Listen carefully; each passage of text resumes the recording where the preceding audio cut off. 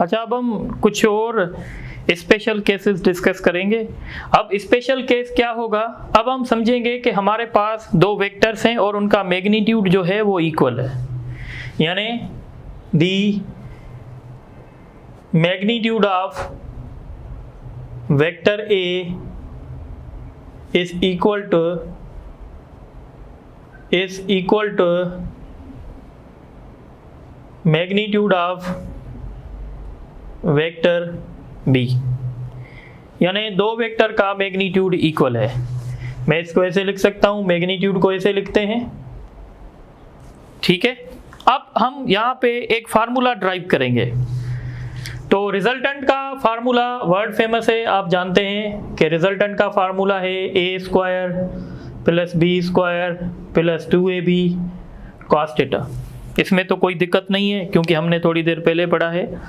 अब अगर हम यहाँ कंडीशन रखें कि हम b को a लिख सकते हैं, क्योंकि हम स्पेशल केस डिस्कस कर रहे हैं, हम कह रहे हैं भाई दो वेक्टर्स के बीच दो वेक्टर का मैग्नीट्यूड सेम है, तो जब हम ऐसा लिखेंगे तो ये a स्क्वायर हो जाएगा, ये भी a स्क्वायर हो जाएगा, ये 2a स्क्वायर हो जाएगा, cos थीटा हो जाएगा।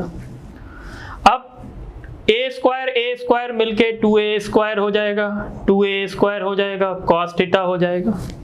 अब यहाँ से कॉमन कौन है, तो 2 भी कॉमन है, a स्क्वायर भी कॉमन है, तो बाकी क्या बचेगा, बाकी बचेगा 1 प्लस cos थीटा। अब ये जो 1 प्लस cos थीटा होता है, इसको हम मैथमेटिक्स में याद रखते हैं। हम कहते हैं जो 1 प्लस cos थीटा होता है ये बराबर होता है 2 cos स्क्वायर थीटा अपॉन 2, ये इसके बराबर होता है। यानी इसकी जगह पे हम ये रख सकते हैं। जब हम इसकी जगह पे ये रखेंगे, इसकी जगह पे जब हम ये रखेंगे, क्या रखेंगे हम रखेंगे 2 cos स्क्वायर थीटा अपॉन 2।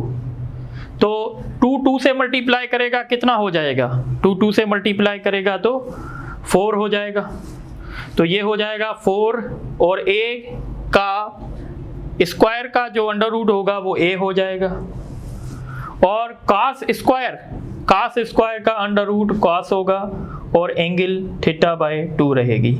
ये हमारे पास जनरल फार्मूला बन गया रिजल्टेंट फाइंड करने का। अच्छा, ये 4 का स्क्वायर 2 हो जाएगा, ये हमारे पास जनरल फार्मूला बन गया। अब हम इस जनरल फार्मूले से कुछ रिजल्ट ऑब्टेन करेंगे, समझ रहे हैं मेरी बात। ये हमने जनरल फार्मूला बनाया है, हमने कंडीशन ली है कि दो वेक्टर्स जो हैं वो मैग्नीट्यूड में इक्वल हैं, तो उनका रिजल्टेंट कैसे मिलेगा, उनका रिजल्टेंट मिलेगा 2a cos थीटा अपॉन 2, यानी जो भी एंगल हमें गिवन होगी उस एंगल को हम हाफ करेंगे। अब यहाँ से हम कुछ सीख लेते हैं। इस बेसिस पे हम कह रहे हैं कि भाई वेक्टर a और वेक्टर b इनका मैग्नीट्यूड क्या है, सेम, और साथ ही साथ हम कह रहे हैं इनके बीच में एंगल जो है वो 0 है। यानी अब हम डिस्कस कर रहे हैं कि दो वेक्टर का मैग्नीट्यूड इक्वल है और उनके बीच में एंगल 0 डिग्री है, यानी हम इक्वल वेक्टर्स की बात कर रहे हैं। तो जब ये होगा तो रिजल्टेंट हमें कैसे मिलेगा, तो क्या हम इस केस में ये फार्मूला अप्लाई कर सकते हैं, तो बिल्कुल कर सकते हैं, क्योंकि ये फार्मूला उन वेक्टर्स पे अप्लाई होगा जिनका मैग्नीट्यूड सेम होगा, और वो कंडीशन मैंने ऊपर लिखी हुई है। तो अब यहाँ पे वैल्यू सब्स्टिट्यूट करेंगे, 2a cos 0 अपॉन 2, 0 को किसी भी चीज से डिवाइड करेंगे 0 होगा, और cos 0 क्या हो जाएगा, 1 हो जाएगा, यानी रिजल्टेंट आपका 2a होगा। यानी मैं कहूँ भाई दो यूनिट वेक्टर्स हैं, यूनिट वेक्टर उसको कहते हैं जिसका मैग्नीट्यूड 1 है, और मैं कहता हूं वो दो यूनिट वेक्टर्स के बीच में एंगल 0 है, एंगल मैंने क्या दे दी 0, और मैं अब आपसे पूछ रहा हूं उनका रिजल्टेंट क्या होगा, तो सिंपल है, उनका रिजल्टेंट क्या होगा 2 मल्टीप्लाइड बाय a का मैग्नीट्यूड क्या है 1 है, तो हम कहेंगे उनका रिजल्टेंट 2 हो जाएगा।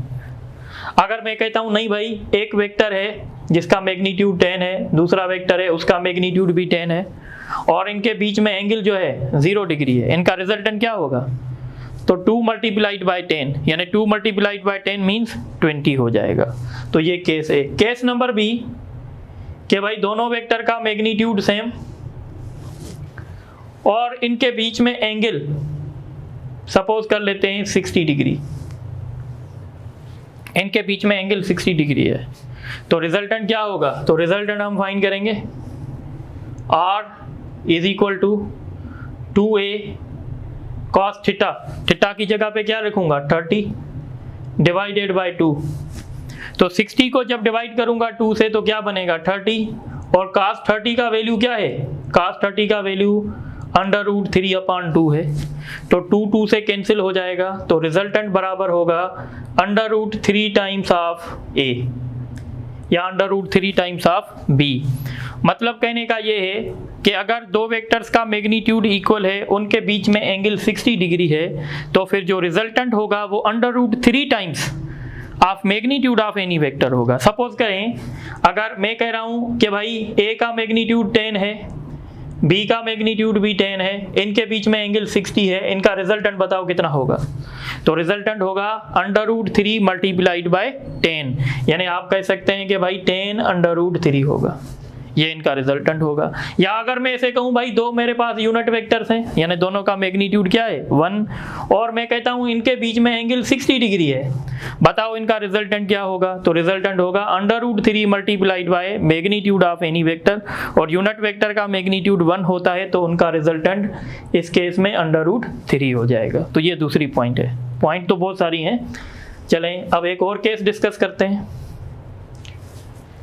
Case number C। Case number C means magnitude of two vectors are same, दोनों वेक्टर का मैग्नीट्यूड सेम और इनके बीच में एंगल 90 डिग्री। अब जब इनके बीच में एंगल 90 डिग्री है तो रिजल्टेंट, क्या मैं ये फार्मूला यूज कर सकता हूं? तो ये फार्मूला मैं बिल्कुल यूज कर सकता हूं, क्योंकि ये फार्मूला उस कंडीशन के लिए बनाया गया है जब दो वेक्टर आपस में मैग्नीट्यूड में इक्वल हो। तो रिजल्टेंट कैसे मिलेगा?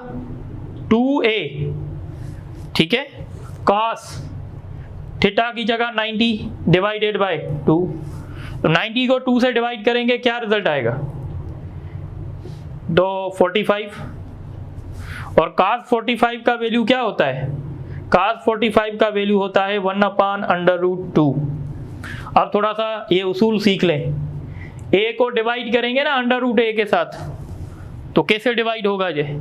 तो ये डिवाइड ऐसा होगा जैसा ये है ऐसा इसको करना पड़ेगा, यानी आप इसको स्क्वायर रूट में लिख के इसका a और दे देंगे, यानी a को आप ऐसे लिख सकते हैं √a इंटू a, तो अब a कैंसिल हो जाएगा तो √a हो जाएगा। यानी अगर ऊपर कोई नंबर है नीचे वही नंबर स्क्वायर रूट में है तो उसका फाइनल रिजल्ट क्या होगा? ये। अगर ऊपर स्क्वायर रूट होता नीचे नंबर होता तो रिजल्ट क्या होगा? ऊपर वाला नंबर खत्म, जो स्क्वायर रूट में नंबर होगा वो खत्म हो जाएगा, और जो स्क्वायर रूट में नहीं था वो स्क्वायर रूट में आ जाएगा। अब यहाँ देखें, ये स्क्वायर रूट के बगैर था, ये स्क्वायर रूट में था, तो स्क्वायर रूट वाला खत्म, और जो स्क्वायर रूट में नहीं था वो स्क्वायर रूट में आ जाएगा। तो अब आप यहाँ देखें, समझ गए होंगे मैंने क्यों बताया है। तो 2 और 2 सेम है, ये स्क्वायर रूट में, ये बगैर स्क्वायर रूट में, तो क्या होगा? इसका स्क्वायर रूट ये कैंसिल हो जाएगा और इसके ऊपर स्क्वायर रूट आ जाएगा, तो रिजल्टेंट क्या होगा? तो रिजल्टेंट होगा √2 टाइम्स a। यानी अगर दो वेक्टर्स का मैग्नीट्यूड इक्वल है और उनके बीच में एंगल 90 डिग्री है, तो जो रिजल्टेंट का मैग्नीट्यूड होगा वो √2 टाइम्स ऑफ a होगा। सपोज करें मैं कहता हूं भाई मेरे पास दो वेक्टर हैं, एक का मैग्नीट्यूड 10 है, दूसरे का मैग्नीट्यूड भी 10 है, और इनके बीच में एंगल 90 डिग्री है, बताओ रिजल्टेंट क्या होगा? तो रिजल्टेंट होगा √2 मल्टीप्लाइड बाय 10, यानी रिजल्टेंट होगा 10√2। बात आ रही है समझ में? एक और बात आपको समझनी पड़ेगी और उसको हम कहेंगे case number D. Case number D क्या है कि magnitude of A is equal to magnitude of B, यानी वही बात हो रही है जो शुरुआत में हुई थी, और अब हम कह रहे हैं इनके बीच में एंगल है 160 डिग्री, सॉरी 120 डिग्री, ठीक है, कभी कभी ऐसे स्लिप हो जाता है। तो 120 डिग्री, तो 120 डिग्री है तो रिजल्टेंट कैसे मिलेगा? तो रिजल्टेंट मिलेगा 2a cos θ/2। बार बार मैं वही फार्मूला यूज कर रहा हूं क्योंकि ये जनरल फार्मूला है जब वेक्टर्स का मैग्नीट्यूड सेम होगा। अब यहाँ पे रखेंगे हम, तो जब यहाँ पे रखेंगे तो cos 120 डिवाइडेड बाय 2, तो कितना होगा? cos 60 और cos 60 का वैल्यू क्या होता है? तो cos 60 का वैल्यू 1/2 होता है, ठीक है। तो 2 से कैंसिल, तो रिजल्टेंट किसके बराबर हो गया? 1 है। ये बहुत इंपॉर्टेंट है, ये ज्यादा क्वेश्चन आता है।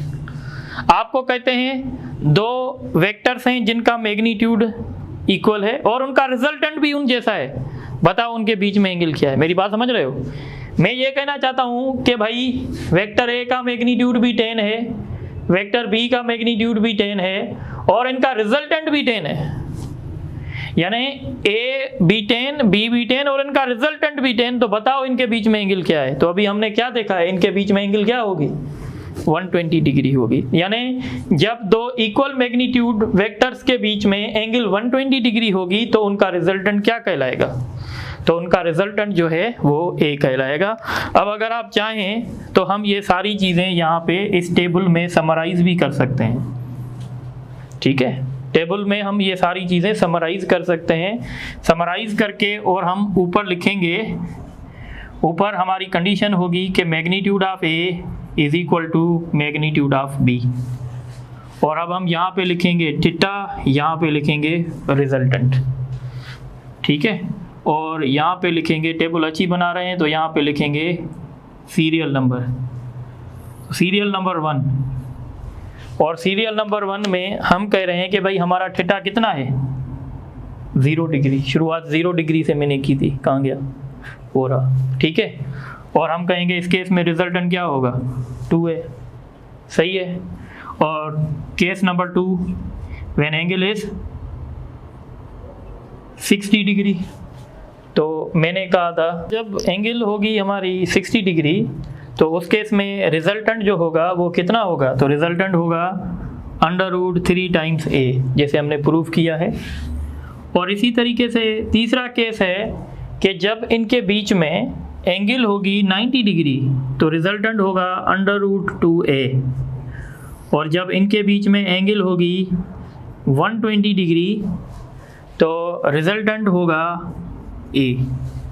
इस तरीके से ये टेबल आप अपने पास रख लें तो फिर फार्मूले की भी कोई ज़रूरत नहीं है, क्योंकि आप इंटीटेस के स्टूडेंट हैं। अगर आपको ये लॉजिक समझ में आ गई है तो फिर आपको फार्मूला याद रखने की ज़रूरत भी नहीं है। बात मेरी समझ में आ रही है? अब यहाँ पे कुछ मैं और आपको हिंट दूंगा, क्योंकि मेरी पूरी कोशिश है कि आपको न्यूमेरिकल्स में इशू ना हो। तो अब याद रखिएगा, एक होता है resultant, resultant means a plus b, और दूसरा होता है difference, difference means a minus b। अब एक बात आप याद रखिएगा, अगर कंडीशन आ जाती है कि दो, अब सिर्फ मैं इन दो पे बात करूंगा, इस पे सॉरी एक इस पे बात करूंगा और एक इस पे बात करूंगा। अब ये बात याद रखिएगा, जब दो वेक्टर्स के बीच में एंगल 60 डिग्री होगी और आप उनके डिफरेंस की बात करेंगे तो उनका डिफरेंस a होगा, और जब आप दो वेक्टर्स के बीच एंगल 120 होगी और आप उनके डिफरेंस की बात करेंगे तो √3a होगा। यानी ये दो कंडीशंस जो हैं वो स्विच हो जाएंगी। सपोज करें मैं कहता हूं भाई मेरे पास दो यूनिट वेक्टर्स हैं और उनके बीच में एंगल 120 डिग्री है, तो यूनिट वेक्टर यानी a का मैग्नीट्यूड 1, b का मैग्नीट्यूड 1, इनके बीच में एंगल 120 डिग्री, सही है। अब मैं आपसे पूछ रहा हूं what is the magnitude of their difference? तो कुछ स्टूडेंट एक्साइटेड हो जाते हैं, वो कहते हैं भाई टेबल हमें याद है, फिर वो कहते हैं नहीं भाई इनका डिफरेंस का मैग्नीट्यूड a आएगा। पर डिफरेंस का मैग्नीट्यूड a तब, यानी जो डिफरेंस का मैग्नीट्यूड होगा वो √3a होगा, क्योंकि ये तो रिजल्टेंट है ना, रिजल्टेंट अलग बात होगी, डिफरेंस अलग बात होगी। तो इस केस में आप कहेंगे कि इनका जो डिफरेंस होगा वो √3 होगा। पर अगर एडिशन की बात होगी तो आप क्या कहेंगे कि भाई 1 होगा। इसी तरीके से अगर यहाँ पे अगर मैं कहता हूँ a का मैग्नीट्यूड 1 है, b का मैग्नीट्यूड 1 है, इनके बीच में एंगल 60 है। अब मैं आगे लेके जाता हूं, मैं कहता हूं भाई रिजल्टेंट का मैग्नीट्यूड बताओ, तो रिजल्टेंट का मैग्नीट्यूड कितना होगा? √3 टाइम्स a, यानी वो होगा √3। पर अगर मैं डिफरेंस का मैग्नीट्यूड पूछूं तो डिफरेंस का मैग्नीट्यूड क्या होगा? a मींस 1 होगा। तो ये सारी पॉइंट्स आपको जो हैं वो नोट करनी पड़ेंगी, तो आप ये अच्छे तरीके से नोट करें, तो फिर हम MCQ सब डिस्कस करेंगे। अच्छा आप देखें, तो मैं आज आपको हिंट दूंगा, आप इस टेबल को याद कैसे रखेंगे, क्योंकि ये टेबल बहुत इंपॉर्टेंट है, इसके बगैर न्यूमेरिकल्स नहीं होंगे। तो बिल्कुल सिंपल है, पहले मैंने लिखा है 0 डिग्री, फिर लिखा है 30 डिग्री, फिर लिखा है 45, फिर लिखा है 60, फिर लिखा है 90 डिग्री। अच्छा ये मैंने रेडियन में लिखा है, 0 डिग्री 0 रेडियन के बराबर है, 30 डिग्री π/6 रेडियन के बराबर है, 45 डिग्री π/4 रेडियन के बराबर है, 60 डिग्री π/3 रेडियन के बराबर है, 90 डिग्री π/2 के बराबर है। अब देखें, अब हम इसको वैल्यूज लिखना चाहते हैं। सबसे पहले साइन, तो मैं क्या करूंगा, यहां लिखूंगा 0 0 1 2 3 4, ऐसे लिख के फिर मैं 4 से डिवाइड करूंगा, सबको मैं 4 से डिवाइड करूंगा। 0 divided by 4, 1 divided by 4, 2 divided by 4, 3 divided by 4, 4 divided by 4। फिर मैं क्या करूंगा, सबका स्क्वायर रूट निकालूंगा जैसे मैंने किया है, यानी 0 लिखूंगा, 1 2 3 4, सबको डिवाइड करूंगा 4 के साथ, फिर निकालूंगा स्क्वायर रूट। अब आप इसको सॉल्व करें, 0/4 0 होगा, इसका मतलब है साइन 0 का वैल्यू 0 होगा। अब 1 का स्क्वायर रूट नहीं निकलेगा और 4 का स्क्वायर रूट क्या होगा 2, इसका मतलब है साइन 30 का वैल्यू जो होगा वो 1/2 होगा। अब देखें यहाँ पे टेबल अप्लाई होगा, टेबल जब अप्लाई होगा तो ये 1 हो जाएगा, ये 2 हो जाएगा, इसका मतलब है साइन 45 का जो वैल्यू होगा वो 1/√2 होगा। अब यहाँ पे देखें 3 का स्क्वायर रूट नहीं निकल सकता, तो हम इसको √3 लिखेंगे, और 4 का स्क्वायर रूट 2 होगा, तो इसका मतलब होगा साइन 60 का जो वैल्यू होगा वो √3/2 होगा। 4 से कंप्लीट डिवाइड हो जाएगा, जब 4 से कंप्लीट डिवाइड हो जाएगा तो इसका वैल्यू क्या आएगा 1 आएगा। देखें हमने साइन का वैल्यू याद कर लिया। अब जब हम कास की बात होगी ना, तो कास की बात में रिवर्स होगा, यानी अब हम रिवर्स चलेंगे, 4 3 2 1 0, और इसको डिवाइड करेंगे किसके साथ, 4 के साथ, और फिर हम इन सब का क्या निकालेंगे स्क्वायर रूट। चलें भाई, ये हो गया, 4 को 4 से 1, तो यानी cos 0 का वैल्यू 1 है। अब यहाँ से 3 का स्क्वायर रूट √3, 4 का स्क्वायर रूट 2, इसका मतलब है cos 30 का वैल्यू है √3/2, ये 1/2 हो जाएगा, तो इसका मतलब है 45 का वैल्यू है 1/√2। एक बात नोट कर लें, cos 45 का और sin 45 का वैल्यू सेम है। ये 45 वो एंगल है जहाँ पे ये दो वैल्यू सेम आते हैं, ये आपको आगे काम भी आएगा क्रॉस प्रोडक्ट और डॉट प्रोडक्ट में। क्वेश्चन पूछा जाता है कि कौन सी एंगल होनी चाहिए वेक्टर्स के बीच में ताकि क्रॉस प्रोडक्ट और डॉट प्रोडक्ट का मैग्नीट्यूड सेम होना चाहिए, तो वो ये एंगल होती है 45 की, क्योंकि cos का वैल्यू और sin का वैल्यू सेम है। तो यहाँ पे देखें 1 का स्क्वायर रूट 1 और 4 का स्क्वायर रूट 2, और यहाँ पे 0 आएगा। इसी तरीके से हमने ये वैल्यूज निकाल दिए हैं। tan का वैल्यू निकालना बहुत आसान है, क्योंकि tan बराबर होता है sin/cos के, तो यहाँ पे 0, यहाँ पे 1, यहाँ पे 1/2, यहाँ पे √3/2, यहाँ पे 1/√2, 1/√2, यहाँ पे √3/2, 1/2, यहाँ पे 1/0। ऊपर हमने साइन का वैल्यू रखा, नीचे हमने कॉस का वैल्यू लिखा। अब something 0 divided by something is always 0, इसका मतलब है tan 0 का वैल्यू 0 है। यह 2 से कैंसिल हो जाएगा और ये 1/√3 होगा। इसका मतलब है tan 30 का वैल्यू 1/√3 है। यह 2 से कैंसिल हो जाएगा, 1 बचेगा। इसका मतलब है tan 45 का वैल्यू 1 है। यह भी 2 से कैंसिल हो जाएगा, √3 होगा। इसका मतलब है tan 60 का वैल्यू √3 है।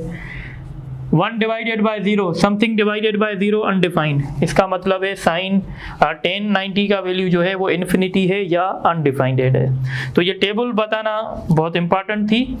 अब हम MCQs के तरफ जो हैं वो आपसे डिस्कस करेंगे, तो आप इसको नोट कर दें तो फिर मैं इरेज करता हूँ।